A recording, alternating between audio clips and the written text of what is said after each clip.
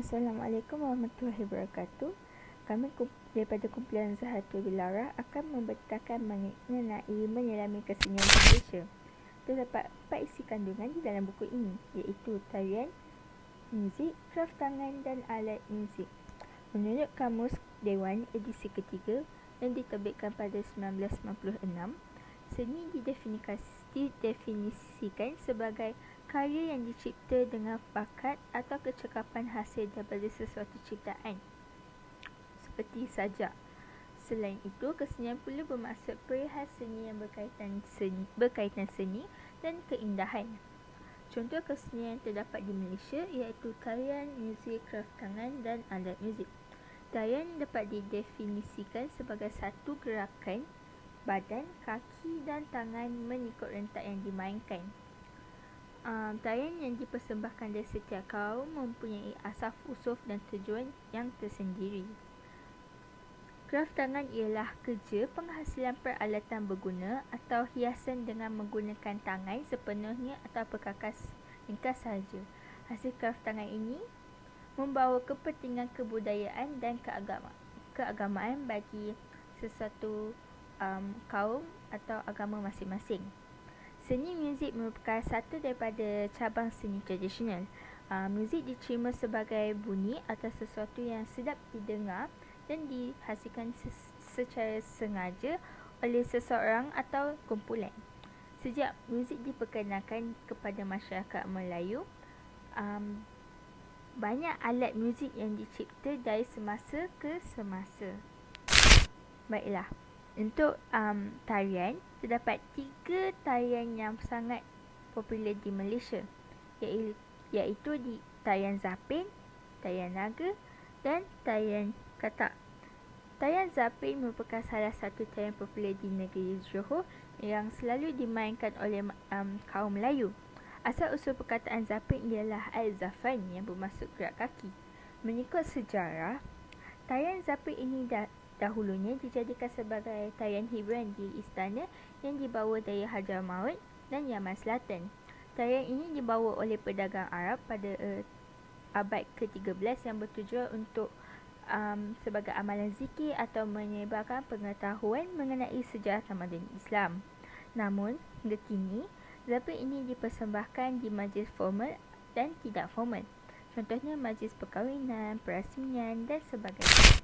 Tarian naga iaitu tarian singa merupakan salah satu persembahan daripada budaya Cina.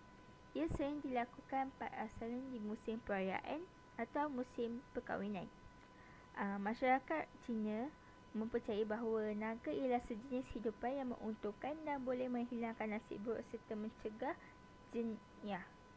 Mereka juga menyebutkan bahawa keturunan naga sebagai lambang identiti etnik. Jadi, sejak zaman nenek moyang, semasa mereka merayakan Tahun Baru Cina atau memimpin upacara untuk menyambut seorang dewa, bahkan ketika ada bencana alam atau pribadi terjadi, mereka akan mengadakan tarian naga untuk berdoa supaya mendapat berkat dari syurga. Dan akhir sekali, tarian katak. Tarian katak merupakan salah satu tarian tradisional India yang berasal dari utara India. Perkataan katak berasal dari perkataan India iaitu kata yang bermaksud seni bercerita. Dari sifat asalnya, yang merupakan ekspresi dan menghambakan diri kepada dewa-dewa Hindu. Katak telah berkembang ke istana-istana pemerintah pada kurun ke-11 dan 12 sewaktu pemerintahan era Mughal di India. Persembahan tarian katak telah berpindah dari kuil ke istana-istana Mughal. Seni tarian katak ketika itu juga telah dicampuri tarian budaya Turki dan Parsi. Ketika era inilah teknik cakar iaitu teknik pusing yang diperkenalkan dipercayai dari tarian Sufi dari Turki.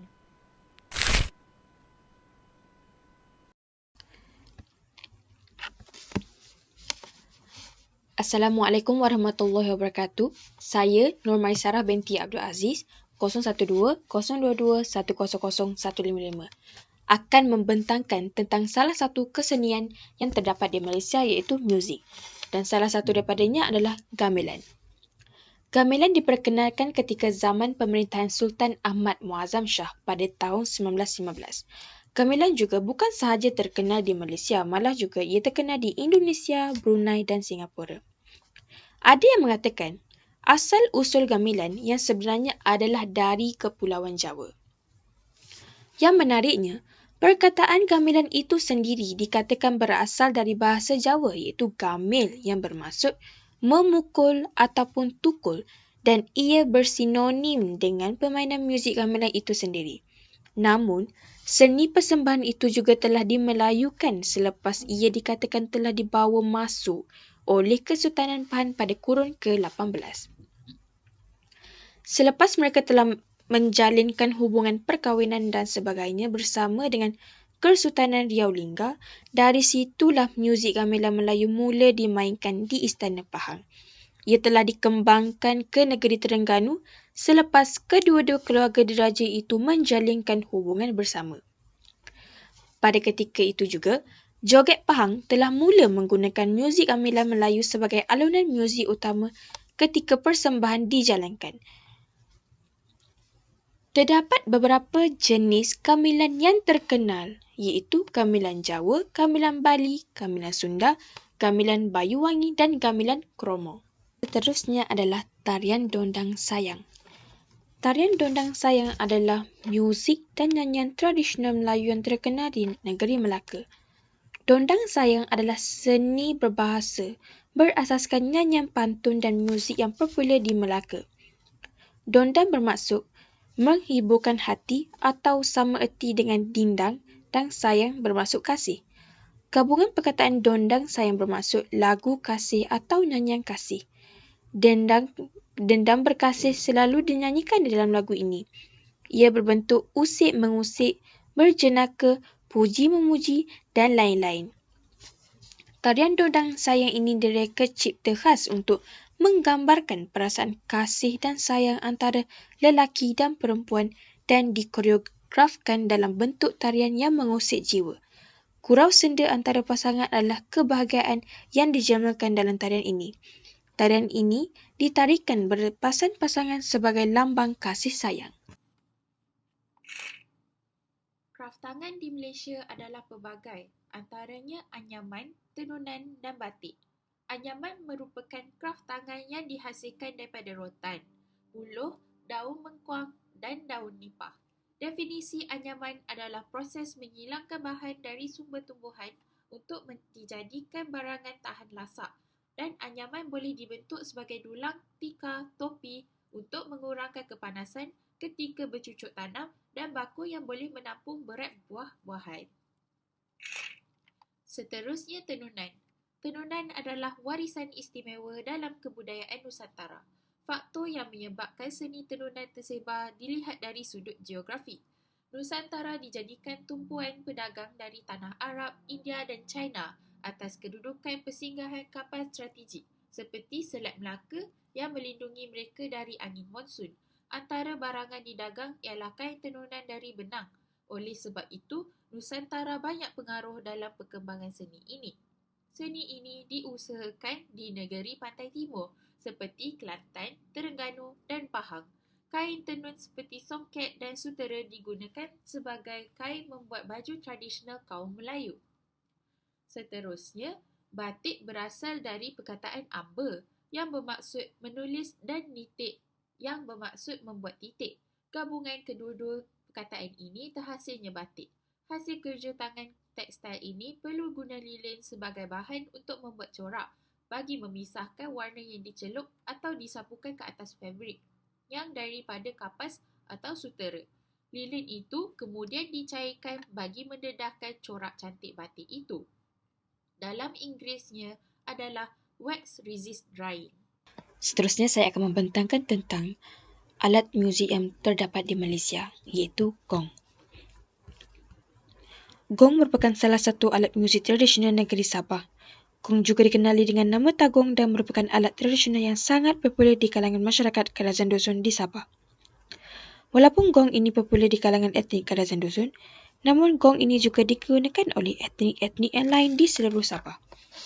Terdapat banyak bentuk atau saiz gong kerana ada kecil, sederhana dan besar. Setiap gong-gong ini juga mempunyai bunyi yang berbeza. Biasanya, gong yang bersaiz kecil akan memerlukan bunyi yang lebih nyaring berbanding gong yang lain. Gong diperbuat daripada bahan yang keras seperti besi dan tembaga. Bagi gong yang diperbuat daripada besi tersebut akan diketuk menggunakan tukul khas yang dibuat untuk menghasilkan bentuk gong. Manakala, bagi bahan tembaga pula, ia dipanaskan dan dicairkan terlebih dahulu kemudian akan dimasukkan ke dalam bekas atau acuan gong dan dibiarkan sehingga ianya mengeras dan membeku. Kemudian baru dibentukkan menjadi gong.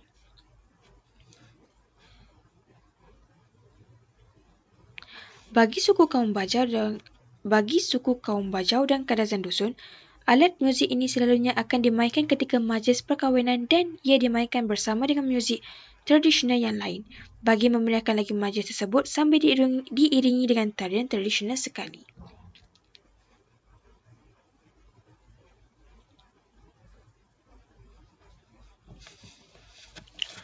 Gong telah banyak dijumpai di seluruh semenanjung Indochina dan Kepulauan Nusantara sebagai alat utama dalam upacara khas dan persembahan tradisional.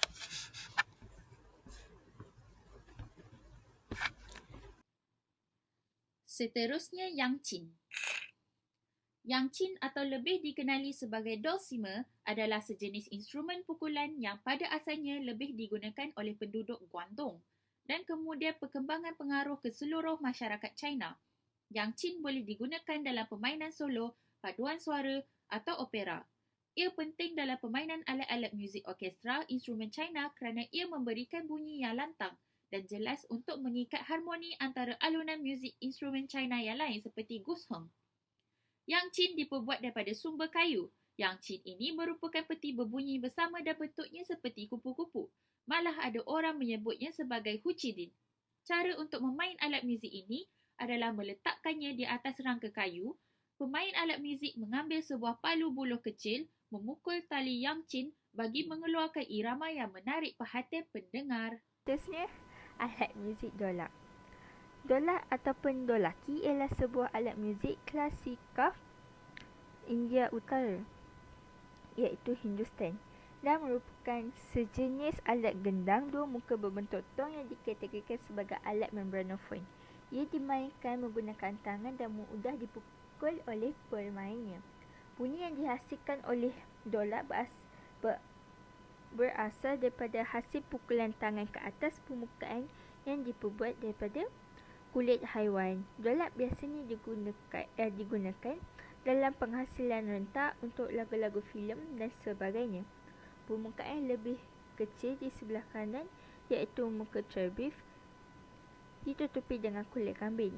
Ia ditafa kepada pitch yang lebih tinggi, manakala di sebelah muka yang lebih besar iaitu muka base dipasang dengan kulit yang mempunyai lapisan khas di bahagian dalam kulit mukanya. Lapisan khas ini akan menghasilkan pitch yang rendah yang diperbuat dari campuran tar, tanah liat dan pasir halus. Baluh alat ini diperbuat daripada kayu dan diikat dengan tali. Kesimpulannya, kesenian merupakan satu perkara yang berkait rapat dengan diri manusia. Ia merupakan sebahagian daripada fitrah manusia yang suka kepada keindahan dan kecantikan. Kecenderungan kepada ciptaan seni atau hasrat kepada seni adalah tabiat asli manusia. Kerana itu, ia tidak mungkin akan dipisahkan daripada kehidupan manusia. Apabila hati berada dalam keadaan yang sibuk dan tertekan, ia perlulah direhatkan. Pada ketika itu, ketenangan adalah perlu menghilangkan kerusingan yang sedang melanda. Salah satu cara yang biasa digunakan untuk tujuan tersebut ialah melalui kesenian. Terdapat berbagai jenis kesenian tradisional dalam masyarakat Melayu di Malaysia. Antaranya termasuklah kesenian dalam bidang seni suara, seni muzik dan seni tari. Ketiga-tiga kesenian tersebut berkait rapat di antara satu sama lain.